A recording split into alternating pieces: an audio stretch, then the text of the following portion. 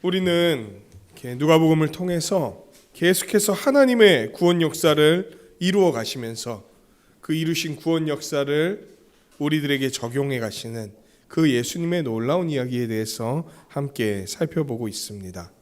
특별히 지금 이제 9장부터 시작된 내용은 어떤 겁니까? 제자들과 함께 예루살렘으로 올라가시는 그 예수님의 말씀과 사역에 대해서 함께 살펴보고 있어요.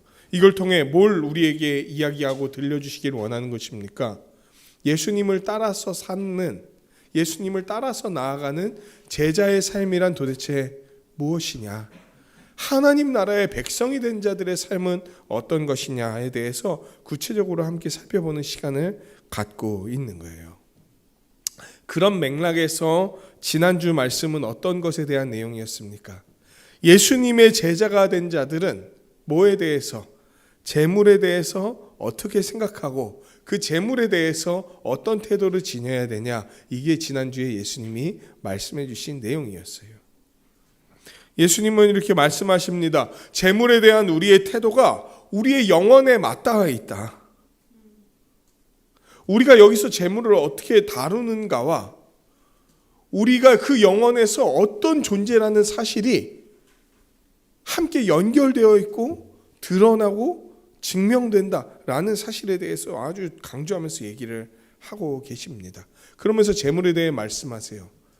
얘들아, 재물은 가치 중립적인 게 아니야.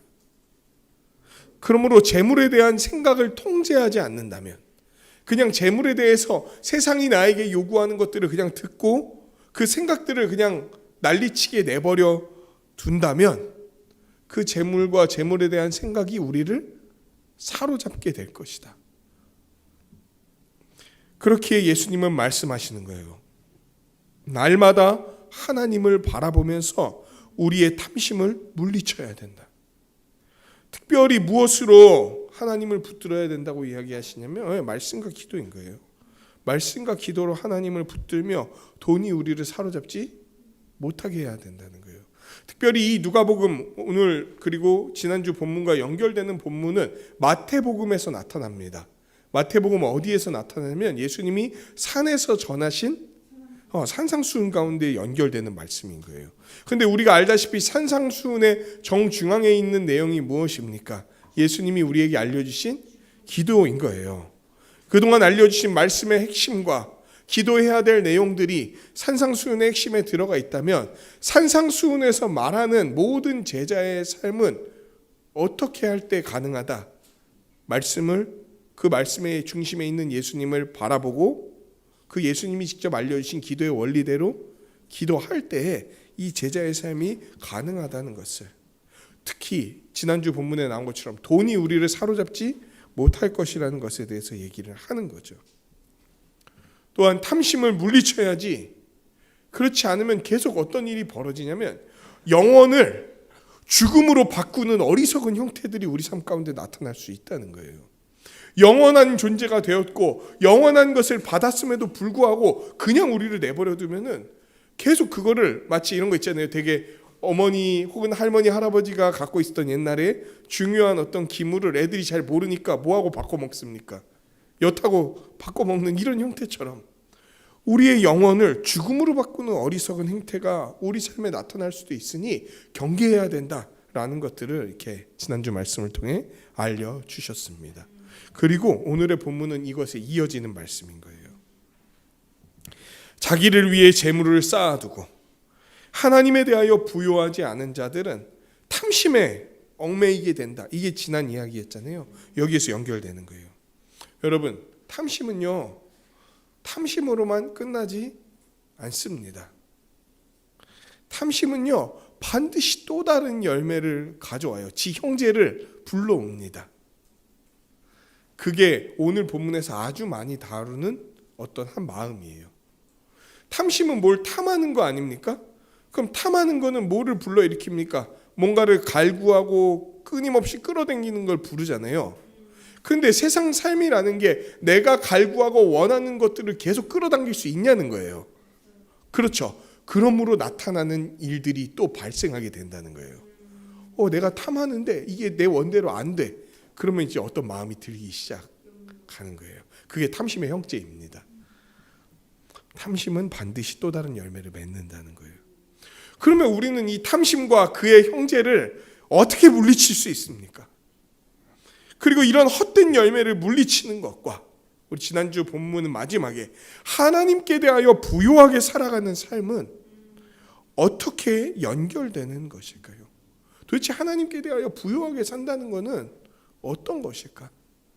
오늘 본문은 이러한 내용들을 살피면서 우리를 인도해 갑니다. 함께 본문을 살펴보도록 하겠습니다.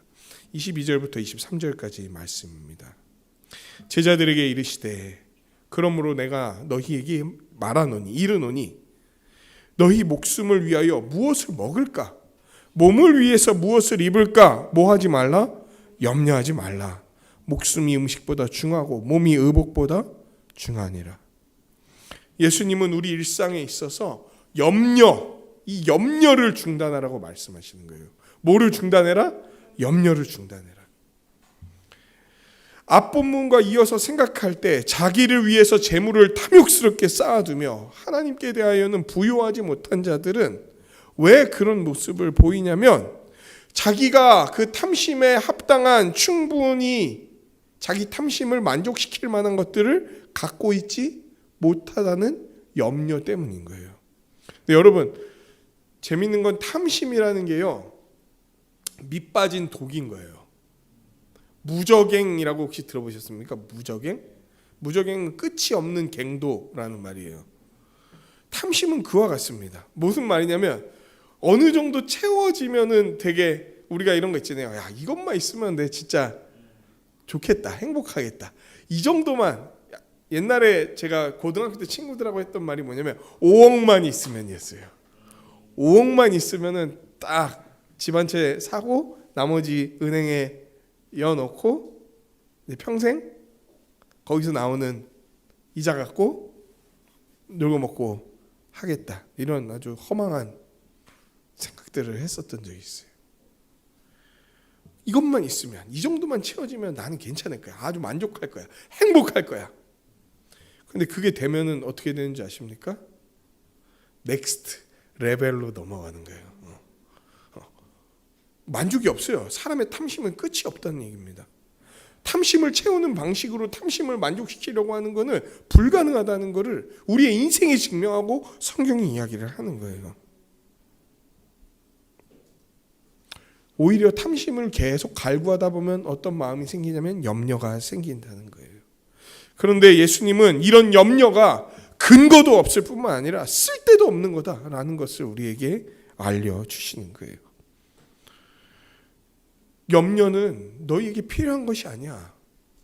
너희가 염려해야 될 이유가 전혀 없어. 염려는 너희와 아무 상관이 없는 것이다. 그런데 예수님은요, 여러분, 염려하지 말라고 그러면서 그러니까 염려하지 말고 아무 생각도 하지 말고 어떤 것이 필요하다 뭐 이런 얘기도 하지 마. 이런 얘기를 하시는 게 아니에요. 예수님은 목숨 그리고 우리 육체에 대해서 무관심해라 이렇게 말씀하시지 않습니다. 오히려 뭘 얘기하십니까? 우리의 목숨과 육체를 잘 보살피기 위해서 잘 돌보기 위한 것들의 필요성에 대해서 예수님은 다 인정하세요.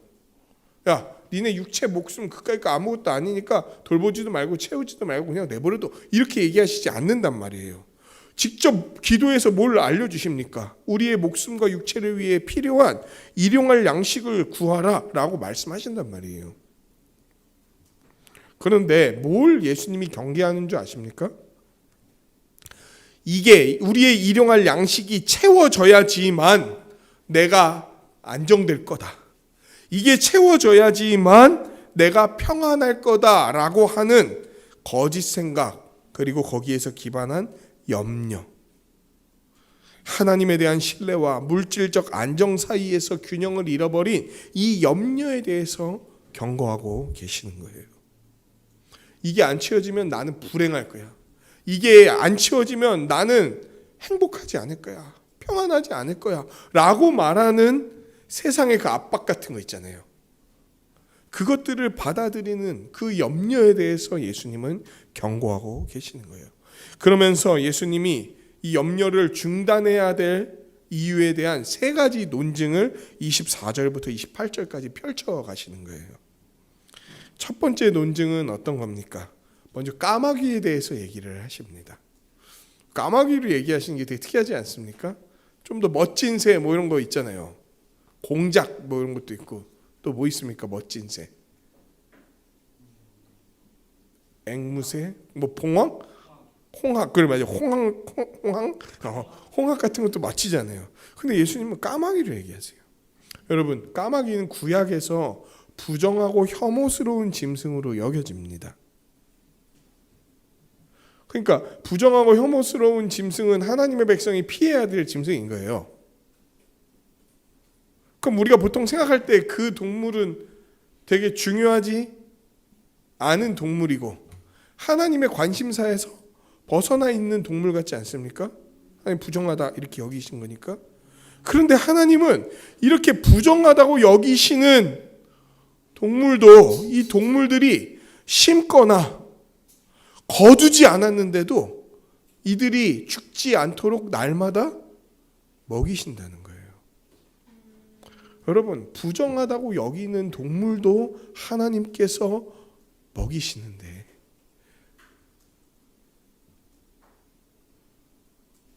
하나님이 창조하시고 그 창조 세계를 이끌어 가시기 위해 새들도 생계를 유지하게 하시는데 하나님의 형상으로서 하나님의 영광을 드러내기 위해 존재하고 그것을 위해 예수님을 보내주셔서 우리를 불러주신 그 우리를 하나님이 얼마나 책임지시겠냐는 거예요. 그러니까 뭐 하지 말아라, 염려하지 말라 이 얘기를 하시는 거예요. 여러분, 염려는요 어떤 거냐면 하나님이 우리의 생존을 담당하신다라는 사실을 신뢰하지 않는 거예요. 하나님이 우리를 생존하게 하실 것이다, 살아가게 하실 것이다 라는 것을 신뢰하지 않는 게 염려인 거예요. 그러므로 너네 하나님이 어떤 분인지 안다면 뭐에서 벗어나라? 염려에서 벗어나라 이 얘기를 하시는 거죠. 그리고 두 번째 논증으로 이어집니다. 예수님이 뭐에 대해 얘기하시냐면 키에 대해서 얘기하세요. 좀 제가 말씀을 읽으면서 민감했습니다. 키에 대해서 얘기하시는 거예요. 누가 키를 자기 의지로 더하거나 늘릴 수 있겠냐? 제가 어렸을 때 저한테는 키가 큰 친구가 있습니다. 제 아내도 아는 친구예요. 키가 엄청 커요. 지금도 크고 있는 것 같아요. 188 되는 것 같아요. 저는 이만한데 친구를 친했거든요. 맨날 둘이 다니면 이제 장다 꼭다리와 말하지 않겠습니다. 그 다음은 그 친구한테 물어봤어요. 야, 너 어떻게 해서 이렇게 키가 커졌냐? 그 친구가 뭐라 그랬냐면 아직도 기억해. 두 가지를 얘기했습니다. 김치를 많이 먹고 우유를 많이 먹으면 키가 커진다는 거예요. 제가 어떻게 했겠습니까? 저 김치 어렸을 때 별로 안 좋아했거든요. 그 얘기를 듣고 억지로 김치를 먹고 우유도 약간 어렸을 때는 왜 그런지 모르겠는데 비린내 같은 게 이렇게 난다고 생각해서 우유도 잘 안 먹었는데 우유도 열심히 먹었습니다. 그냥 코 꽉 막고. 어떤 일이 벌어졌는지 아십니까? 키가 이렇게 된 거예요. 그리고 설사만 엄청 했습니다. 우유를 한 번에 너무 많이 먹었고 제 키를 한 자라도 늘릴 수가 없었어요. 본문에서 이 키라는 단어는 두 가지의 의미를 지니고 있대요. 실제 키, 신장을 이야기하는 것이기도 하면서 동시에 생명이나 수명을 의미하는 단어이기도 하대요. 그러니까 이게 어떤 맥락이냐에 따라 이렇게 단어가 차용되는 거 있잖아요. 근데 키나 수명 둘 다로 해석이 된다는 거예요. 오늘 본문도 두 개 다로 다 해석이 됩니다. 특별히 우리가 이걸 생명으로 생각해 본다면 여러분, 염려가 생명을 늘릴 수 있나요? 염려하면 우리의 인생이 하루라도 더 살게 되나요? 아니에요. 오히려 염려는 어떤 일을 낳게 되는 줄 아세요? 암세포를 키웁니다. 염려는 수명을 늘리는 게 아니라 오히려 더 단축시키는 거예요. 그리고 그 염려가 지속되는 동안만큼이나 우리의 삶을 더욱 비참하게 만들 뿐이에요.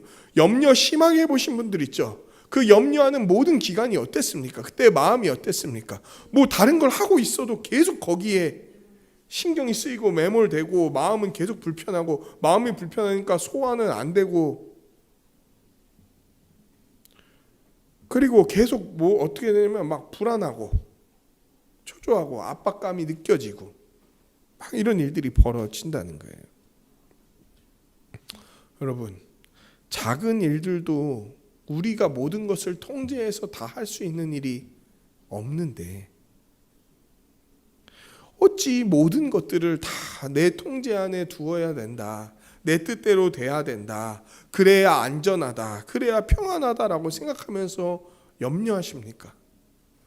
이게 이렇게 생각하면은 염려가 되는 게 당연한 거예요. 내 뜻대로 다 돼야 된다, 내 통제 안에 다 있어야 된다라고 생각하면 염려할 수밖에 없어요. 왜? 내 뜻대로 내 통제대로 되는 일이라는 건 거의 없거든요. 그러니까 내가 어찌할 수 없는 것을 염려하는 것만큼 헛되거나 쓸모없는 일이 없어요. 아니, 내가 뭘 어떻게 할 수 없는 걸 갖고 왜 염려를 합니까?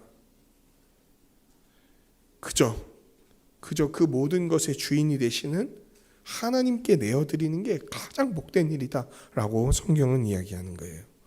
키나 수명의 주인이 누구십니까? 하나님이세요. 모든 것을 다스리시는 주님이 누구십니까? 하나님이세요. 그러니까 이걸 인정하면서 하나님께 다 우리의 걸 내어드릴 때 뭐를 얻을 수 있다? 평안을 얻을 수 있다는 거예요. 세 번째 논증은 예수님이 들에 핀 백합화에 대해서 이야기를 합니다. 백합화는 두 가지의 성질을 지니고 있어요. 뭐냐면 들꽃이에요. 들꽃. 그냥 들에서 그냥 막 피는 거예요. 막 피는 거예요. 근데 백합화는 백합화 보신 적 있으십니까? 되게 아름다워요. 되게 영광스러워 보이는 꽃이라고요. 근데 들에서 막 피는 꽃이에요. 백합화는 이 두 가지의 의미를 갖고 있습니다. 여러분, 본문은 이야기합니다. 백합화는 스스로 실을 만들지도 않았어. 옷을 짜지도 않았어. 실을 만든다는 건 뭡니까? 옷감을 만들고 옷을 만들지도 않았는데도 최고의 영광을 누린 왕이라고 불리는 그 솔로몬의 옷보다도 화려하고 훌륭하다는 거예요. 아닌데 솔로몬 옷이 더 뭔가 좋은 것 같은데? 여러분, 솔로몬 옷은 인간이 만든 옷이잖아요. 여러분, 지금 인간이 만든 옷 중에 가장 화려하고 인정받는다고 여기는 브랜드가 뭡니까? 샤넬이라든지 구찌뽕? 구찌라든지 이런 것들이 있지 않습니까? 그런데 그런 거 되게 이쁘죠? 근데 백합 같은 거를 이렇게 갖다 놓고 구체적으로 관찰해 보시고 자세히 들어가 보십시오. 뭐 하나 같은 꽃이 하나도 없어요. 그리고 뭐라 그럴까요? 이게 어떤 프린팅으로도 나타낼 수 없는 색감이라든지 이런 것들이 너무 정교하게 되어 있는 꽃인 거예요. 그러니까 사람이 아무리 만들어내도 이렇게 할 수가 없는. 그런데 제가 아까 백합은 어디 피는 꽃이라고 했습니까? 들에 피는 그냥 들꽃이에요. 들꽃. 아무리 아름다워도 그냥 들에 피는 꽃일 뿐이라고요. 그런데 하나님이 이런 들풀도 아름답게 입히고 돌보시는데, 하나님의 형상대로 지어지고 하나님의 사랑을 가장 많이 받는 너희 하나님의 백성은 어떠하겠냐? 무슨 얘기신가요? 다 입히시고 다 채우실 거니까 제발 걱정하지 말고 염려하지 말아라. 여러분, 모든 우리의 염려 있잖아요. 그리고 염려를 유지하는 거는 뭐와 상관이 있는 거냐면 우리 믿음의 여부나 우리 믿음의 크기와 상관이 있어요. 제가 하는 말은 염려가 절대 들지 않는다 이런 얘기가 아닙니다. 살다 보면 어떤 일들이 발생하면 염려가 탁 생겨요. 근데 문제는 그 염려를 계속 갖고 있거나 염려를 키워가는 건 문제가 있다는 거예요. 염려가 들 수 있습니다. 염려가 생길 수 있어요. 그러면 어떻게 해야 됩니까?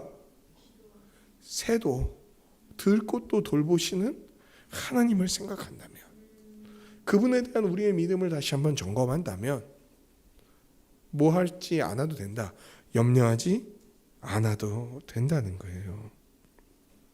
하나님이 우리의 영광, 우리의 명예, 우리의 귀함을 다 책임지시는 분이라는 걸 여러분 신뢰하십시오. 그리고 우리의 명예와 영광은 어디 있습니까? 이 땅에 있는 몇 가지 변하는 것들에 있지 않다는 거예요. 우리의 영광은 영원에 맞닿아 있는 하늘에 있다는 것을 분명히 기억하시길 바랍니다. 그러니까 여기에서 뭐 좀 재물을 잃어버린다든지, 여기에서 뭐 좀 명예를 잃어버리더라도 우리의 정체성에는 하나도 타격을 입힐 수 없다는 거예요. 세상과 우리의 친구들과 우리의 가족까지도 우리의 정체성을 공격하면서 너는 지금 뭐냐, 너는 왜 이 땅이냐 막 이렇게 얘기할지라도 감히 하나님이 예수 그리스도를 통해서 이루신 우리의 정체성을 함부로 건드릴 수 없다는 거예요. 왜? 우리의 정체성은 영원에 맞닿아 있고, 그 영원에 맞닿아서 계속 우리의 일상을 돌보시는 분이 우리 아버지 되시는 하나님이시기 때문인 거예요. 새들도 먹이시고 꽃들도 입히시고 우리의 키와 생명도 주관하시는 분이 어찌 그 백성의 필요를 채우지 아니하시겠냐. 염려하지 말고 다 맡겨드려라. 이게 예수님이 하시는 말씀이죠. 29절부터 32절은 더 근데 이야기가 전진을 합니다. 야, 그런데 염려하지 않는 것 정도가 제자의 삶이 아니야. 염려하지 않는 것을 넘어서서 뭘 구하라? 하나님 나라를 구하라고 이야기를 하십니다. 염려하지 마라. 이 모든 것, 뭐 먹을 것, 마실 것, 입을 것, 잘 것, 일상에서 필요한 모든 것을 근심하면서 구하는 건 누가 하는 거다?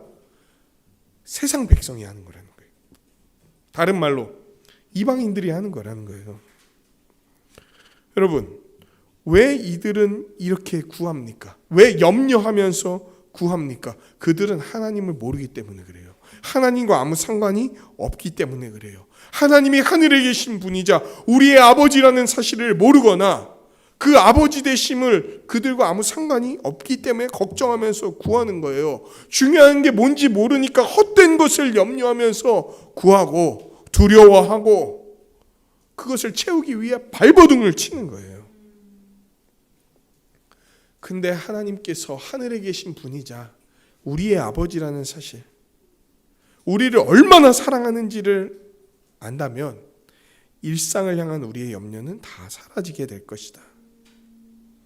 막 세상은 염려 때문에 그 필요를 채우기 위해 미친 듯이 살아간단 말이에요. 그 일을 이루기 위해서 자신의 모든 것을 들여서 살아가. 집 사야 된다 그러니까 어떻게 합니까? 막 집을 막 사람들이 대거 사기 시작하고 난리가 나니까 부동산 시장이 요동치기 시작했어. 그러니까 집값이 계속 올라가. 근데 그 집값이 계속 올라가는 시장 속에서도 어떻게든 집을 이제 구매해야 된다고 생각하니까, 그리고 또 뭐가 선이라고 이 세상은 얘기합니까? 인서울. 서울에서 아파트 몇 평 구매하면은 뭐 얼마 전에 TV에서 뭐 이런 게 나왔더라고요. 송도라는 미래 혁신 도시에서 50평, 60평짜리 아파트를 구매한 어떤 배우, 이마가 벗겨진 배우가 이제 막 TV에 나왔어요. 근데 거기에 이제 축하하러 사람들이 딱 들어가면서 하는 말이, 딱 집안에 들어서자마자 하는 말이 성공의 냄새 이러더라고요. 그게 되게 웃긴 말이잖아요. 웃긴 말이지만 그런 한마디가 우리 영혼과 우리 생각에 딱 다가오는 얘기 같은 거예요. 그건 되게 쉬운 말이면서 슬로건 같은 거거든요. 여기에 들어서야, 이 정도 규모를 만족시켜야 우리의 인생은 성공했다. 그러면서 계속 웃고 떠들고 이런 모습을 계속 보여줘. 뭘 의미하는 거였냐는 거예요. 이게 미디어라는 건 다 의도하는 바가 있거든요. 이게 당신의 웃음을 불러일으킨다. 이게 당신의 행복을 가져온다. 이 얘기를 계속하는 거예요. 그 아파트 선정 같은 거 보면은 막 맨날 애들이 비눗방울 같은 거 이렇게 막 하면서 막 엄마 아빠들 막 좋고 막 이런 거 보여주잖아요. 그 의미하는 바가 뭡니까? 이런 데서 살면 당신들은 해피할 거야. 바꿔서 말하면 그런 데가 아니면 당신들은 지금 어떤 상태다? 불행한 상태다. 이걸 계속 우리에게 주입을 하고 있는 거예요. 근데 그게 안 채워지죠. 서울에서 집을 살려고 했던 제 친구 그리고 제 아는 사람은 10억 넘는 돈을 대출을 받아야 돼. 10억이 넘는 돈. 언제 갚습니까 그거?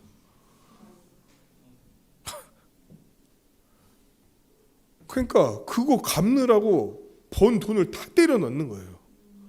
거기다가 또 자녀를 어느 정도 키워야 된다는 어떤 세상의 압박과 기준이 또 있어. 또 서울에서 어느 동네냐에 따라 그런 것도 달라.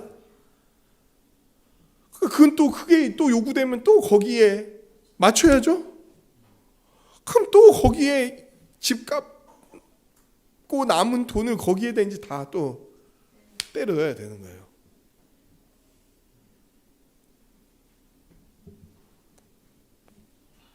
그러다가 여러분 가는 거예요. 그러다가 죽는 거라고요. 그것만을 추구하면서 달려온 인생의 맨 마지막에 우린 뭐라고 얘기할 수 있겠습니까? 아유 나 잘 살았다. 집값 대출 갚느라 애들 빡세게 학원 보내라 나 잘 살았다. 이렇게 얘기할 거예요?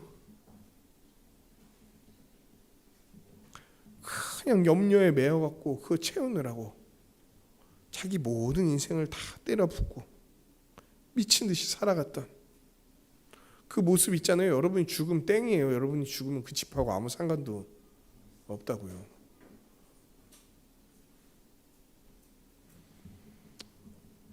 그러면서도 하나님은 아세요. 우리에게 주거가 필요하다는 걸 아세요. 우리가 먹고 살아야 된다는 걸 아세요. 육신이 있잖아요. 그러니까 그거 내가 책임지고 채울 테니까 너 열심히 살지만 그걸 위해서 뭐 하지는 마라. 염려하지는 마라. 계획도 잘 세워. 잘 하지만 그걸 염려해갖고 뭔가 소비를 하거나 염려해갖고 뭔가를 지르거나 염려해갖고 두려워갖고 뭔가를 행하거나 이런 거 하지 마라. 이 얘기를 하고 계시는 거예요. 네, 그럼 어떻게 해야 됩니까? 뭘 구해야 됩니까? 하나님 나라를 구하라고 얘기하십니다. 우리가 좋은 계획을 짜고 체계적으로 이것을 이해하고 실천하려고 한다 해도 이것들이 우리의 염려를 다 없어지는 못해요. 뭐가 우리의 염려를 없앱니까? 오직 하나님 나라가 우리에게 이미 임했다는 사실을 아는 자. 하나님 나라가 임했다는 건 뭡니까? 하나님의 통치가 임했다는 거잖아요. 그 하나님의 다스림, 우리를 직접 다스리신다는 사실을 확신하며 날마다 이것을 구하는 자만이 염려의 소나기에서 벗어나서 자유를 누리게 될 거라는 거예요. 여러분, 하나님이 우리를 직접 다스린다면 왜 맨날 불안합니까? 내가 나를 다스려야 되니까 맨날 불안한 거예요. 내가 상황을 다스려야 되니까 불안한 거예요. 왜? 내 뜻대로는 안 되니까. 그런데 하나님은 만물의 주관자이시잖아요. 그분이 우리를 다스린다면 우리는 염려로부터 자유로워질 수 있다는 거예요. 그리고 하나님이 말씀하세요. 하나님 나라를 구하면 이 모든 것을 너희에게 더하실 것이다. 근데 여러분 이거는 이렇게 생각하지 맙시다. 하나님의 통치를 구하면 물질적인 것들을 내가 원하는 대로 하나님이 채우실 거다. 하나님 나라를 구하면 내가 염려하는 것들을 하나님이 채우실 것이다. 이렇게 이해하면 이건 되게 우스운 얘기가 돼버립니다. 이게 무슨 말이냐? 하나님의 통치를 우리가 믿음으로 반응하고 그 하나님의 통치에 순종한다면 그런 자들은 세상의 염려에 대해 초월하게 된다는 거예요. 그러니까 막 세상에 이런 거 있잖아요. 30대가 되면 어느 집, 어느 규모, 어떤 차, 40대가 되면 뭐 이런 것들에 대해 초월하게 된다는 거예요. 왜? 그거 하나님이 요구하시는 것들이 아니니까. 그러면서 집중하고 바라봐야 될 것이 무엇인지 세상이 제시하는 게 아니라 하나님이 제시하는 것들을 온전히 알게 된다는 거예요. 자기만, 자기 가족만을 집중하며 살아갔던 그 무의미하고 염려에 쩌든 삶에서 하나님이 주시는 의미 있는 삶을 살게 될 것이다 라고 이야기하시는 거예요. 여러분, 이게 탐욕에 쩌든 삶이 어떤 삶인지 진짜 우리 잘 기억했으면 좋겠어요. 탐욕이 갖고 있잖아요. 어떤 목표가 있잖아요. 그걸 이루게 되잖아요. 그럼 제가 뭐라 그랬습니까? 계속 또 다른 목표를 향해 달려가게 돼 있어요. 그러니까 만족이 없는 거예요.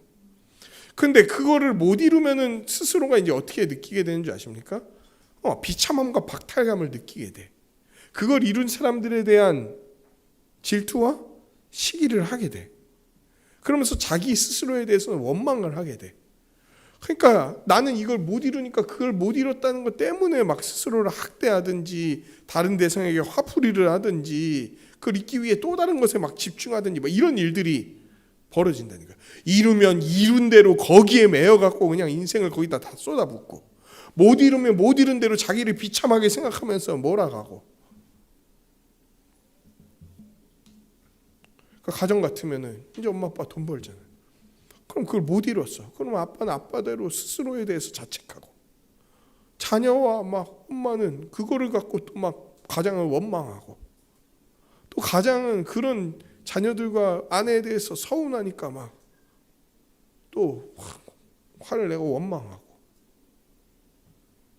하나님이 가정을 주신 건 그러라고 주신 게 아닌데 탐욕에 매이고 염려에 매이니까 이상한 일들이 계속 발생한다는 거예요.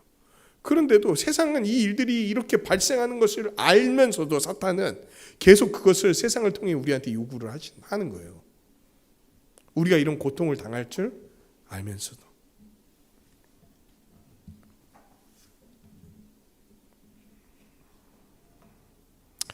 적은 무리여 라고 오늘 본문은 이야기합니다. 숫자도 적고 규모도 적고 믿음도 적은 별 볼 일 없는 우리이지만, 세상이 봤을 때, 정말 하나님이 봤을 때에도 별 볼 일 없는 우리이지만 두려워하지 말라라고 예수님이 이야기하십니다.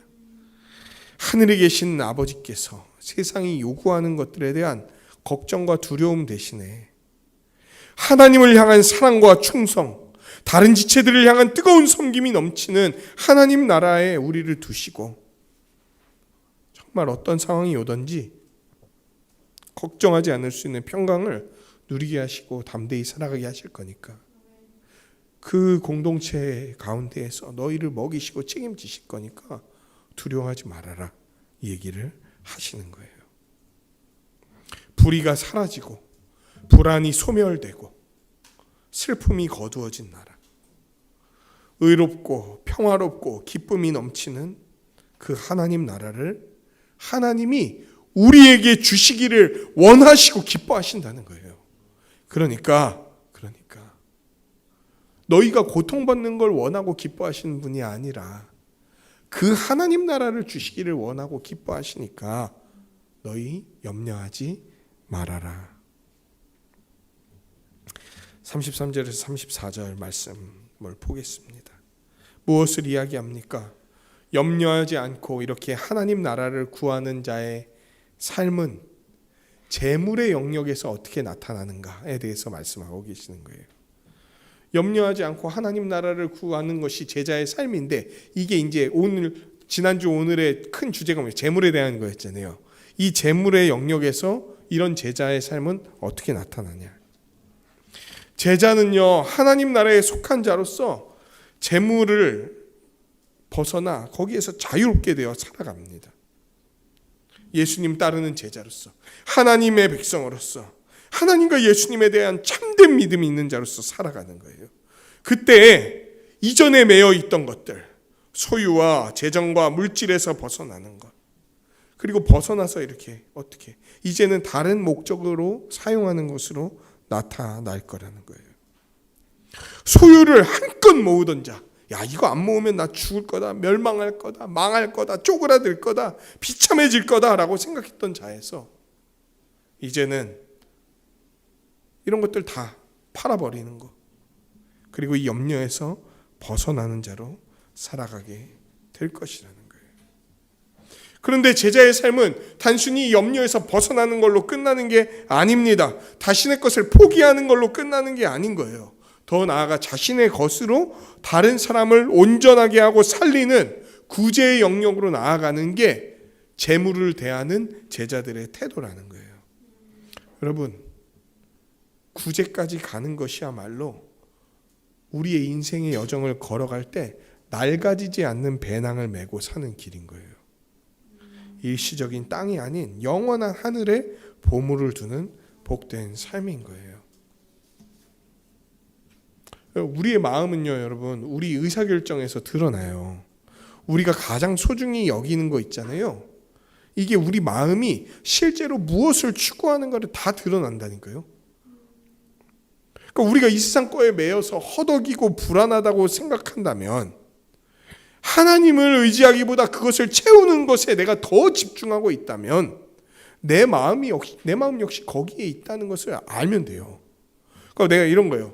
하나님을 믿어, 예수님을 믿어 이러면서도 내가 뭘 계속 염려하고 있는지, 뭘 계속 걱정하고 있는지 보면은 내 마음이 하나님이 아니라 거기에 있다는 것을 알면 돼요.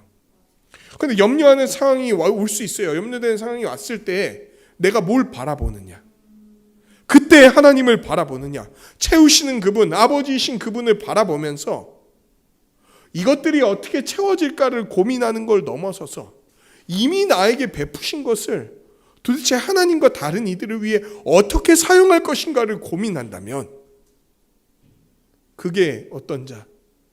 진짜 하나님께 붙들린 자, 하나님의 백성이 된 자, 예수 그리스도의 제자로서 살아가는 자라는 정체성을 나타낸다는 거예요.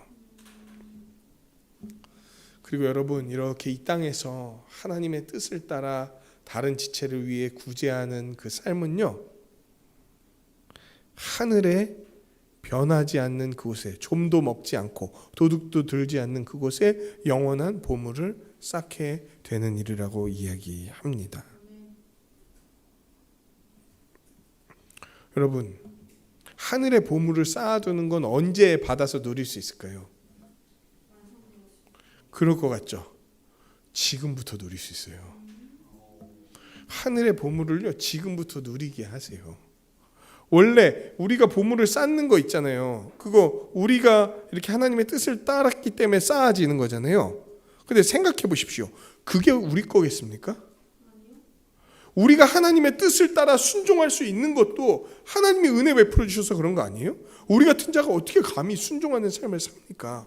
다 은혜 때문에 그런 거예요. 그러니까 하나님이 왜 상급도 은혜의 은혜냐면 그냥 구원해 주신 것만으로도 감사한데 그 상급을 쌓을 수 있도록 우리에게 은혜를 주셨다는 거예요. 그러니까 그 상급도 은혜요, 구원도 은혜인 거예요.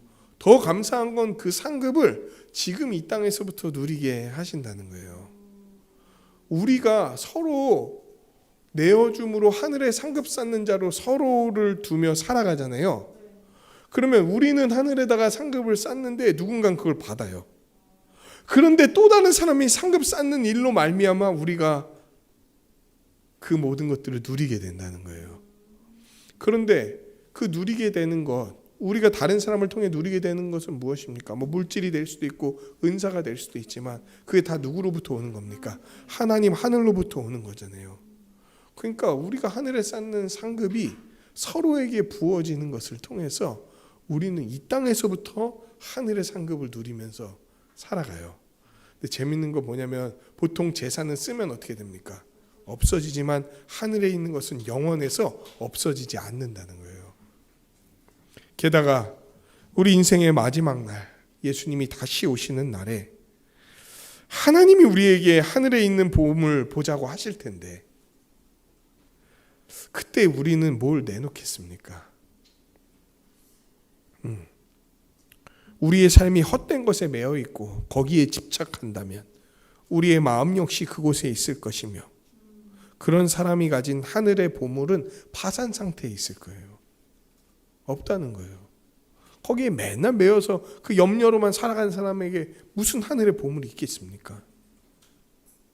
그러나 하나님을 위해 정말 우리가 세상이 봤을 때 우리의 삶이 보잘것없더라도 우리가 그런 상황 속에서도 정말 별 볼 일 없는 삶 속에서도 하나님을 위해서 또한 하나님의 형상대로 지어진 우리의 이웃을 위해서 어떻게든 우리의 삶을 사용하면서 살아갔다면, 그건 꼭 돈이 아니어도 상관없어요.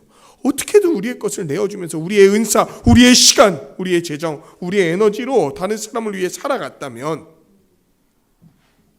우리는 하늘의 부자로, 엄청나게 복된 투자자로 거기에 서 있게 될 거란 말이에요. 여러분, 하늘 창고에 파멸을 가져오는 투자를 할 겁니까? 아니면 하늘 창고를 온전하게 하는 투자를 할 겁니까? 이거는 우리가 하루를 살아가며 믿음으로 살아가는 우리의 선택으로 나타나게 될 것입니다. 묵상과 적용. 먼저 여러분, 염려의 가치잖아요. 그러면 제자로서 가야 될 길을 잃어버리게 됩니다. 경제적 안전에 대한 추구는 제자가 되는 길을 가로막습니다. 제자로서 살아가는 삶의 발목을 잡아버린다는 거예요. 제자는 예루살렘에 가기까지, 그 십자가에 이르기까지 늘 예수님 따라가야 되는데 재물에 대한 염려가 우리의 발걸음을 붙잡는다는 거예요. 저번에 그 부자 청년 이야기 기억나시죠? 제가 여태까지 다 하나님의 뜻을 따르면서 살았습니다. 예수님이 잘했다. 이제 딱 하나 있구나. 내 모든 것을 팔아서 가난한 사람들에게 나눠줘라. 그리고 너는 나를 따르라. 부자 청년이 어떻게 했습니까? 심히 근심하며, 근심의 다른 말은 염려하며 돌아가 버렸어. 제자로서 따를 수 있는 길에서 멈춰버렸다는 거예요. 예루살렘으로 함께 가지 못했다는 거예요. 그 십자가에까지 나아가지 못했다는 거예요. 별세, 이 세상을 떠나 다른 세상으로 들어가는 그 길에 들어서지 못했다는 거예요. 제자의 삶을 나누는 삶인 거예요, 여러분. 게다가 제자의 삶은 예수님을 따라 사는 삶이기 때문에 예수님처럼 핍박받을 수 있는 삶인 거예요. 그런데 이 핍박은요, 반드시 우리의 재물을 줄이는 방식을 포함하게 됩니다. 그러니까 여러분, 제자로서 복된 모습으로 살아가든지 아니면 핍박을 받든지 둘 다 뭐가 손해볼 수 있는, 재산이 손해볼 수 있는 상황 가운데 우리에게 놓이게 될 거라는 거예요. 그건 돈을 못 번다가 아니라 다른 사람만큼 자기를 위해서 쓰지 못하는 상황들이 오게 될 거라는 거예요. 그 우리가 남을 베푸는 것이든 어쩌면 예수를 위해 사는 것 때문에 핍박받아서 돈을 잃어버리게 되는 것이든 반드시 그런 일이 벌어질 거라는 거예요. 그렇기에 제자로 사는 거는요, 재정적 손해를 언제라도 감수해야 되는 삶인 거예요. 그런데 그런 삶이 제자의 삶인데, 야, 재물이 내 안전을 보장한다, 재물이 있어야 나 평안하다라고 여기면은 이런 제자의 삶을 살 수 있겠냐는 거예요. 그래서 예수님은 말씀하십니다. 일용할 양식이나 물질적 풍요에 너무 관심을 쏟지 마라. 일상에 대한 염려는 알 수 없는 미래에 대한 불안으로 이어지고, 초조함으로 인해 신경이 날카로워져서 그 공격성을 드러내고, 헛된 것을 노력 없이 거두고자 하는 일확천금에 발을 들이게 하고, 자기가 기대하던 것만큼 거두지 못했을 때 의기소침하게 만들고, 용기를 잃어버리게 만들고, 더 나아가서 이런 염려는 어떤 수단을 써서라도 이루고자 하는 악한 무리한 것들을 범하게 만들 수 있다는 거예요. 지금 제가 쭉 얘기한 것들 있잖아요. 이 중에 어떤 게 제자의 특징입니까, 여러분? 어떤 게 하늘 백성의 모습이라고 할 수 있겠습니까? 하나도 없죠. 그래서 예수님은 재물에 대한 염려로부터 떠나라고 얘기하시는 거예요. 재정에 대해 매이지 않는 것은 미래에 대해 깊이 생각하거나 계획하는 걸 반대하는 게 아닙니다. 그냥 이것 때문에 불안해하는 염려를 반대하시는 거예요. 염려하면 염려할수록 예수님이 함께 가고자 하는 목표가 아니라 내 생각과 나의 상황에 집중하게 만들기 때문에 결국 제자의 길에서 이탈하게 만드는 거예요. 염려가 우리를 붙들면 길을 잃어버립니다. 염려는 염려를 낳게 하고 염려의 늪에 빠뜨려서 우리를 공황으로 몰아갈 거예요. 비행기 타는 공황이 아니고 공황 상태로 몰아가게 할 거라는 거예요.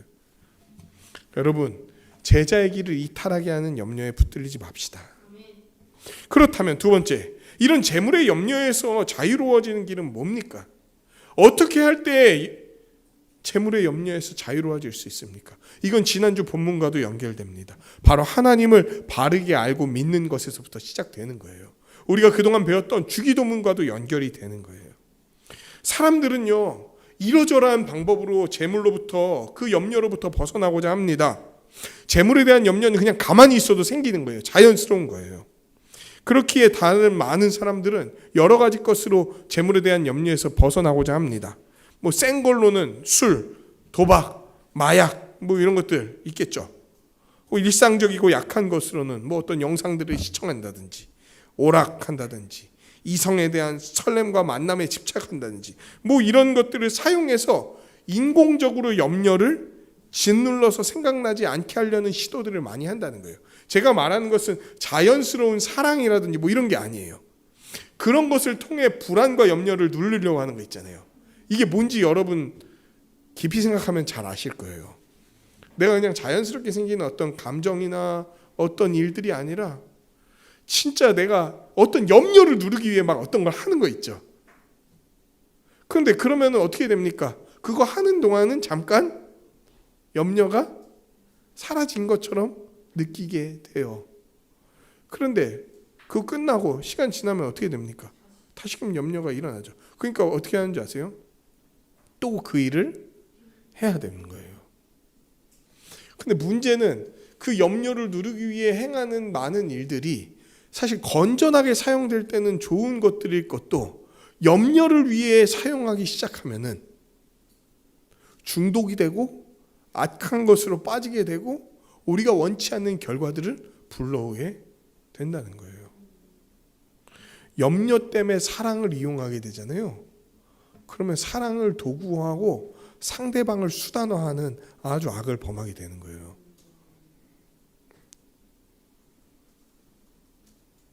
그러니까 이런 거 되게 여러분 좀 우리가 영적으로 민감하고 생각을 깊이 들어가게 되면요, 참 되게 이상한 것들이 많이 있습니다. 시간이 지나가면 염려는 다시금 생기기에 마련이에요. 이런 게 우리의 염려를 실제로 없애주지는 못합니다. 그럼 결국 재물의 염려에서 벗어나는 길은 뭡니까? 우리를 지으시고 다스리시는 하나님을 바르게 알고 믿는 것에서부터 시작되는 거예요. 날마다 그분 묵상하는 걸로 말미암는 거예요. 여러분, 진짜 여러분 한번 맞닥뜨려서 생각해 봅시다. 지금 진지하게 한번 생각해 봅시다. 하나님이 진짜 우리 사랑하시는 분이라는 거 신뢰하십니까? 진짜 신뢰하세요?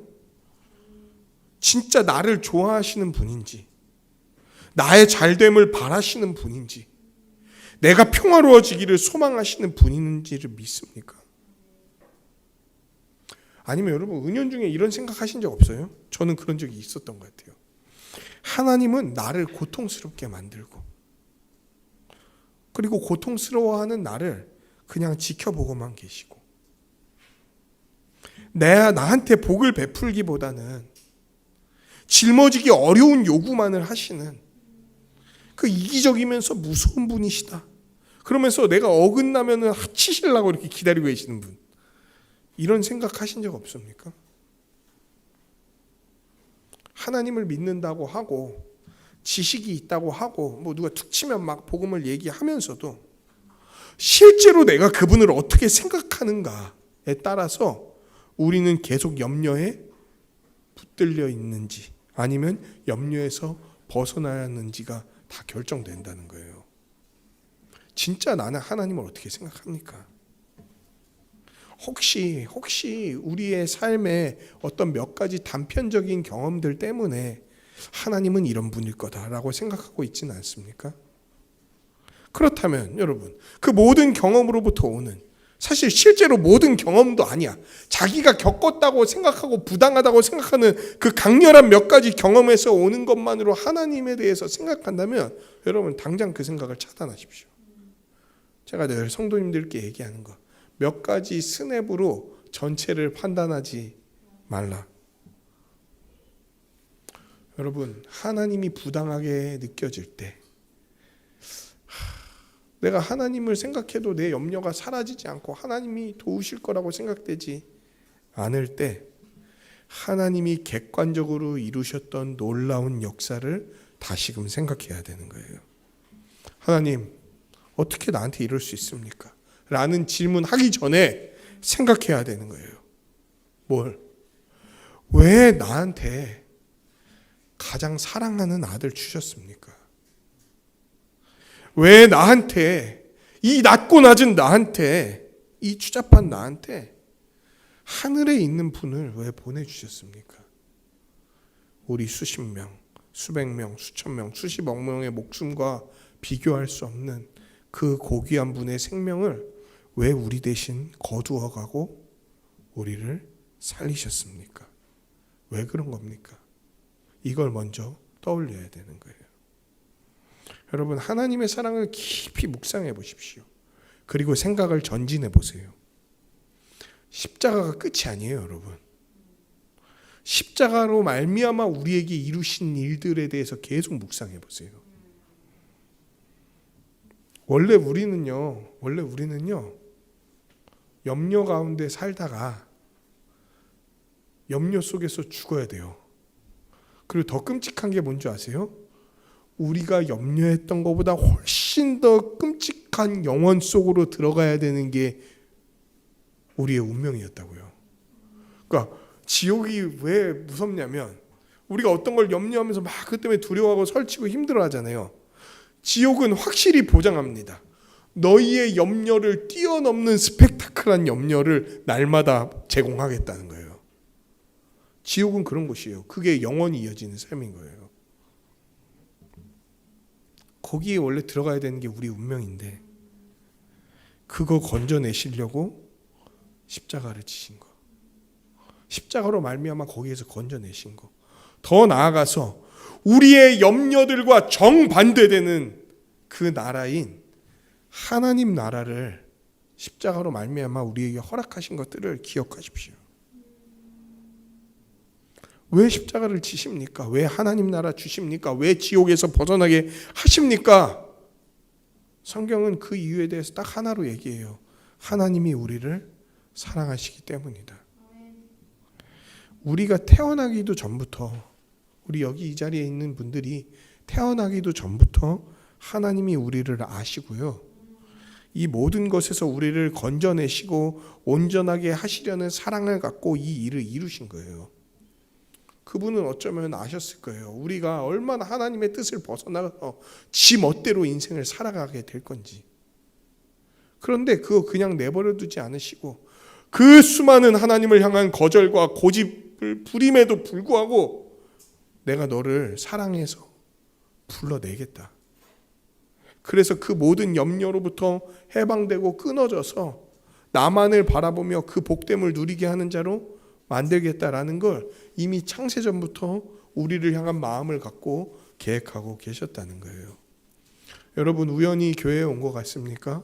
우연히 이곳에 와서 복음을 듣게 되는 것 같습니까? 이거 세상이 만들어지기 전부터 하나님이 여러분을 향한 마음이 성취가 된 내용들인 거예요. 하나님의 사랑을 깊이 묵상하십시오. 하나님의 사랑을 바라보면 바라볼수록 우리가 이 세상에 대한 염려가 얼마나 헛된 거고 그 염려되는 상황이 실현되더라도 그것이 잠시 잠깐 우리를 스쳐갈 거고 영원에서 우리를 기다리는 것이 염려가 아니라 복이라는 사실을 우리는 알게 될 거예요. 뭘 묵상할 때마다 하나님의 사랑, 그 십자가를 묵상할 때마다 오직 하나님과 그분의 사랑을 묵상하는 것만이 우리를 염려에서 벗어나게 합니다. 하나님은 우리 적은 이들에게 하나님 나라를 주시는 것을 기뻐하는 분이시다라고 오늘 본문은 이야기하는 거예요. 마지막 적용입니다. 제자의 삶은요, 자신의 것을 나누어 하늘에 쌓고 지금부터 그 하늘의 것을 누리는 풍성한 삶인 거예요. 여러분, 자기 재물을 포기하고 나누라는 명령은요, 하나님이 우리의 삶을 책임지신다는 분명한 확신에서부터 나오는 거예요. 하나님이 우리의 삶을 책임진다는 것을 믿지 못한다면 뭘 안 하냐면 안 나눕니다. 아니 뭐 나눌 수도 있죠. 자기가 명예롭게 되기 위해서, 자기가 좀 더 좋은 사람으로 보이기 위해서 몇 가지 나눌 수 있지만 그 나눔은 일시적일 거고 지속되지 않을 거고 금세 하다 시들어 버릴 것이에요. 그런데 우리가 참되게 다른 이를 사랑하면서 나누는 것이 있다면 그거는 뭐에 대한 확신으로부터 나오는 거냐면 하나님이 우리 거 다 채우실 거다라는 분명한 확신으로부터 나오는 거예요.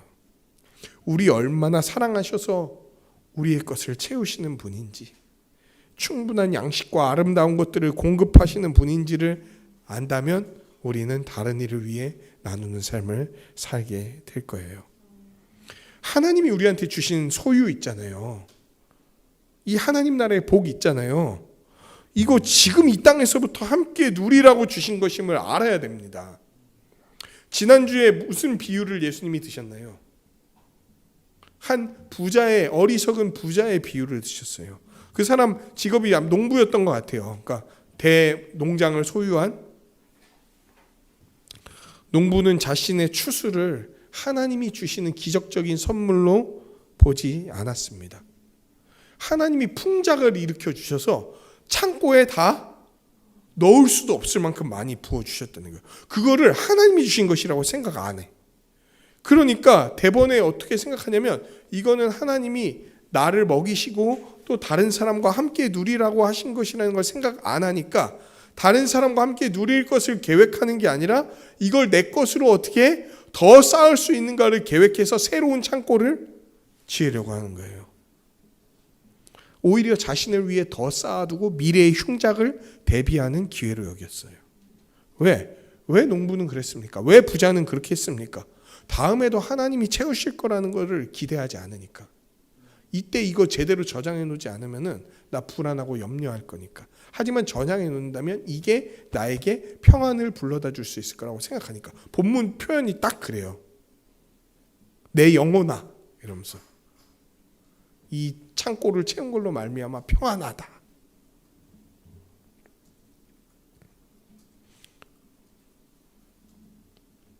여러분, 하나님이 오늘을 채우셨듯이 내일도 채우실 것을 신뢰하십시오. 이거 안 믿으면 맨날 여러분은 불안에 떨어야 되는 거예요. 그리고 또 하나 생각해 보십시오. 세상과 그리고 교회에 모두가 동일한 소득과 소유를 가진 게 아니라면, 그러니까 무슨 말이냐면 모두가 동일한 월급을 받고 있는 게 아니라면 해석해야 돼요. 자기의 소유에 대해서. 하나님은 왜 나에게 이것을 허락해 주셨는가? 우리의 모든 소유에 다른 지체를 향한 몫이 있다는 사실을 늘 기억해야 되는 거예요. 여러분, 이 땅에서 나누는 것, 이것은 하늘에 썩지 않는 보물을 쌓아두는 것입니다. 땅의 것은 언제라도 없어질 수 있으나 하늘에 쌓아두는 것은 사라지지 않습니다. 하늘에 쌓이는 썩지 않는 보물, 이 땅에 이미 임한 하나님 나라의 백성에게 사용되는 보물, 더 나아가 마지막 날에 영광을 쌓아두는 것. 써도 줄어들지 않을 하늘의 보물과 상급, 이것은 우리에게 있어서 영원히 빛날 것이에요. 경쟁은 없어도 영광은 분명히 있습니다. 어디에다 여러분은 보물을 쌓을 겁니까? 여기다 쌓으면요 마지막 날에 다 갱신될 거거든요. 그때 없어질 거예요 이거. 그리고 죽으면 갖고 가지도 못하잖아요. 근데 하늘에다가 쌓아둔 거는요 다 저장해놨다가 영원히 그것들 누리게 하실 거라고 한다면 여러분 어디다가 쌓아두실 겁니까? 말씀을 맺겠습니다. 우리 하나님을 바르게 합시다. 이 땅이 주는 재물의 염려를 떨쳐냅시다. 우리의 마음을 하나님께 두며 지체를 위해 나누는 삶을 살아갑시다. 이 모든 것을 통해 하늘의 풍성한 보물을 쌓아두는 우리 성도님들이 되기를 주님의 이름으로 간절히 축원합니다.